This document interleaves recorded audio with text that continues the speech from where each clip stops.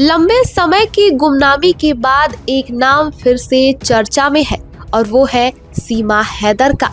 वो नाम जिसने कभी दो दुश्मन देशों की सरहदों के पार इश्क की नई कहानी लिखी थी, आज फिर सुर्खियों में है क्योंकि सीमा हैदर का एक वीडियो सोशल मीडिया पर खूब वायरल हो रहा है।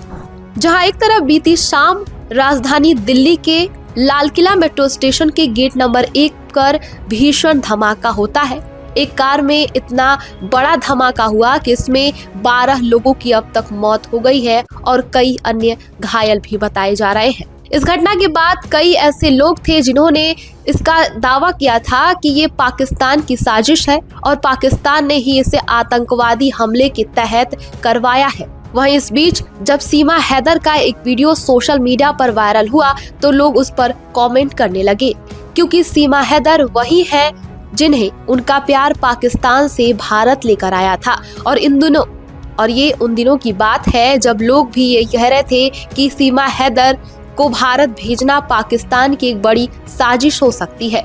सीमा हैदर पाकिस्तान की खुफिया एजेंट के तौर पर भारत आई हुई है, लेकिन बाद में ये बिल्कुल भी साफ नहीं हुआ और सीमा हैदर भारत में ही अपने प्रेमी और जो कि अब उनके पति हैं सचिन के साथ रह रही हैं।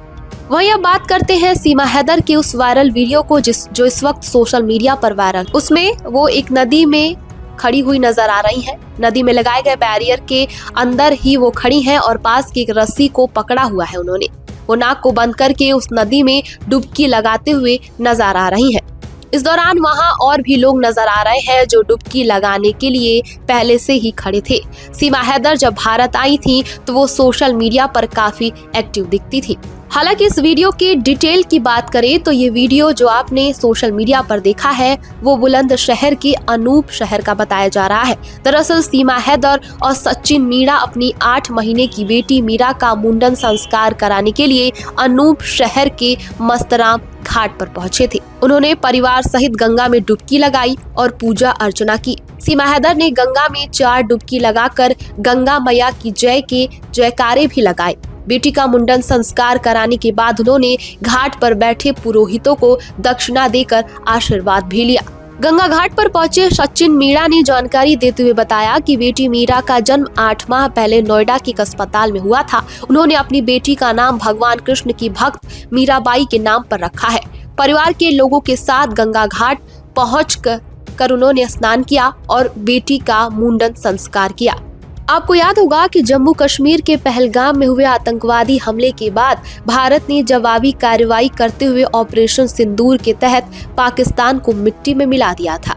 उस दौरान भारत सरकार ने कड़ा कदम उठाते हुए पाकिस्तानी नागरिकों के लिए भारत से वापस जाने का आदेश भी दे दिया था। इसके बाद से सीमा हैदर के भारत में बने रहने पर भी सवाल उठने लग गए थे। इसको लेकर सोशल मीडिया पर लोग बहसबाजी कर रहे थे। इस बीच सीमा हैदर ने कहा था कि मैं बेटी पाकिस्तान की थी मगर अब बहू भारत की हूँ। सीमा हैदर ने उस दौरान उत्तर प्रदेश के मुख्यमंत्री योगी आदित्यनाथ से गुहार लगाते हुए कहा था कि मैं पाकिस्तान नहीं जाना चाहती हूँ। मैं योगी जी और मोदी जी से यही गुहार लगाना चाहती हूँ कि मैं इनकी शरण में हूँ, मैं इनकी अमानत हूँ। बेटी पाकिस्तान की थी, बहू भारत की हूँ, मुझे यहाँ रहने दिया जाए। जाहिर सी बात है कि जब सीमा हैदर बॉर्डर पार करते हुए किसी तरह से भारत आई थी तो उनके भारत आने के बाद से वो न्यूज चैनल, सोशल मीडिया और न्यूज़पेपर में लंबे समय तक छाई रही थी। बता दें दिल्ली के लाल किले में जिस तरीके से यानी कि लाल किले के पास गेट नंबर 1 के पास जो धमाका हुआ, जिस तरीके से ये धमाका हुआ है उसके बाद से सीमा हैदर का वीडियो वायरल हो रहा है। हालांकि ये वीडियो एक पारिवारिक समारोह का है, मुंडन संस्कार का है, लेकिन सीमा हैदर का नाम इसलिए सोशल मीडिया पर सुर्खियों में है क्योंकि सीमा हैदर उसी पाकिस्तान से है जिसका नाम इस हादसे से जुड़ गया है। दिल्ली के ऐतिहासिक लाल किले के सामने हुए बम धमाके के जांच के तार आतंकी संगठन जैश-ए-मोहम्मद से जुड़ता हुआ नजर आ रहा है। राष्ट्रीय जांच एजेंसी यानी कि NIA इस मामले में लिंक की जांच पड़ताल कर रही है। जैश-ए-मोहम्मद की स्थापना आतंकी मसूद अजहर ने 1999 और 2000 के बीच IC 814 बंधक अदला बदली में रिहा होने के बाद की थी। ये संगठन पाकिस्तान के बहावलपुर में एक्टिव है। जैश पर भारत में कई हमलों का आरोप भी है। जिसमें 2001 में संसद पर हमला और 2019 में पुलवामा के एक मिलिट्री काफिले पर हमला भी पूरी तरीके से शामिल है। सोशल मीडिया पर कई ऐसे दावे किए जा रहे हैं कि इंटेलिजेंस सूत्रों ने बताया है कि लाल किले पर हमले के बीच 4 आतंकवादियों का हाथ है, जिसमें 3 आदमी और 1 महिला शामिल है, जिनकी नकली पहचान डॉक्टर के तौर पर हुई है। हालांकि जांच एजेंसियां अलर्ट मोड पर है और जांच में जुट गई हैं। आने वाले समय में ये पता लग पाएगा कि आखिर इस हमले के पीछे की साजिश क्या थी और मकसद क्या था। जाहिर सी बात है कि पहलगाम टेरर अटैक के बाद भारत ने पाकिस्तान को धूल चटा दी थी। ऑपरेशन सिंदूर के बाद भारत ने पाकिस्तान के कई आतंकी संगठनों के सरगनाओं को पूरी तरीके से नष्ट कर दिया था।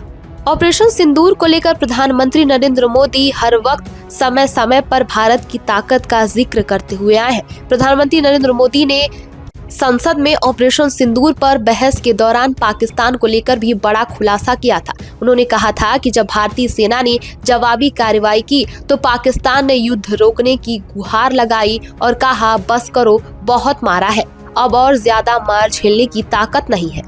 पीएम मोदी ने कहा कि हमारे ऑपरेशन के कुछ ही मिनटों बाद हमारी सेना ने पाकिस्तानी सेना से कहा था कि हमारा लक्ष्य यही था और हमने उसे पूरा कर लिया है। पाकिस्तान को समझ नहीं आया कि हम क्या कर रहे हैं। अगर उसने समझदारी दिखाई होती तो आतंकियों के साथ खड़ा नहीं होता, लेकिन उसने बेशर्मी से आतंकवादियों का साथ दिया। इस दौरान पीएम मोदी ने ऑपरेशन सिंदूर को लेकर 3 अहम बातें सदन में रखी। उन्होंने कहा कि भारत पर कोई भी आतंकवादी हमला हुआ तो जवाब भारत अपने तरीके से देगा, अपनी शर्तों पर और अपने समय पर देगा। अब कोई भी परमाणु धमकी नहीं चलेगी। जो सरकारें आतंकियों का साथ देती हैं और जो आतंकी मास्टरमाइंड होते हैं, भारत अब उन्हें अलग अलग नहीं देखेगा। हालांकि दिल्ली ब्लास्ट मामले की पूरी रिपोर्ट, पूरी जांच पड़ताल की जिम्मेदारी एनआईए को सौंप दी गई है। अब आने वाले समय में ये साफ हो जाएगा कि आखिर ये हमला किस मकसद से किया गया था। इस खबर पर आपकी क्या राय है, हमें कमेंट बॉक्स में जरूर बताएं और देश दुनिया की तमाम खबरों को देखने के लिए हमारे चैनल को सब्सक्राइब करें।